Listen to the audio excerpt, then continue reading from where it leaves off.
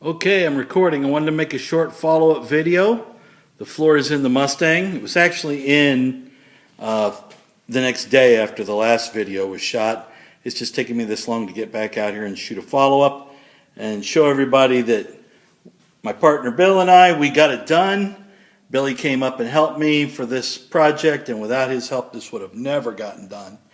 We basically had fit the floor to the car and installed these channels for the emergency brake cables to pass over the frame rail, as they do only in 65.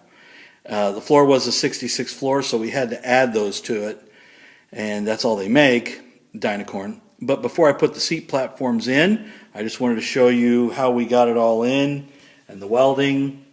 We basically punched holes in the floor and then just filled them with wire weld. The little channels there are TIG welded in. And we basically got it all back in the car.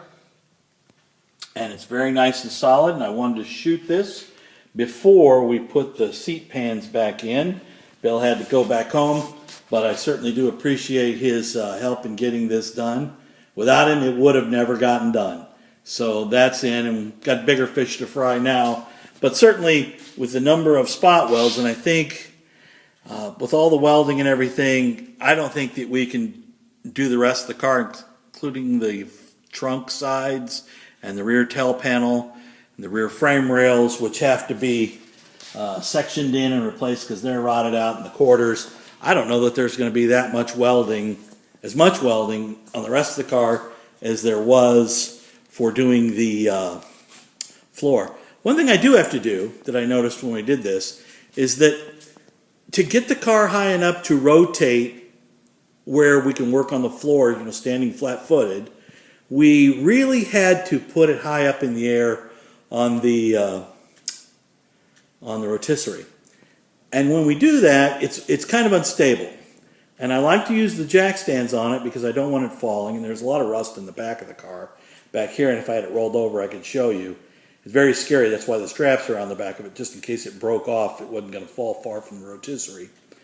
But I'm going to have to build some boxes for the the jack stands to sit on, so that when it's up high in the air on the rotisserie, that I can lower it just a little and put it on the stands, and it'd be a lot more secure as I work on it at a very high level. And that way you can just pop the stands out and you can turn the car any way you want. But without building a stands, it would be insecure, and you got to have it up high to clear the roof from the crossbar that runs down below. So I need to make some high stands. But anyway, just a quick video to catch up. Floor pan's done. Moving on to the back of the car. Rear trunk sides need to be replaced because they've got too much rust in sections.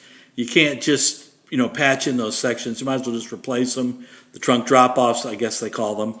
The outer wheel houses, the quarters, the back panel brace has got rust through it. The lower section down here has got just a ton of rust. So you can see it there. So all that's got to come off and be done. And like I said, don't think it'll be near as much welding as the floor pan was.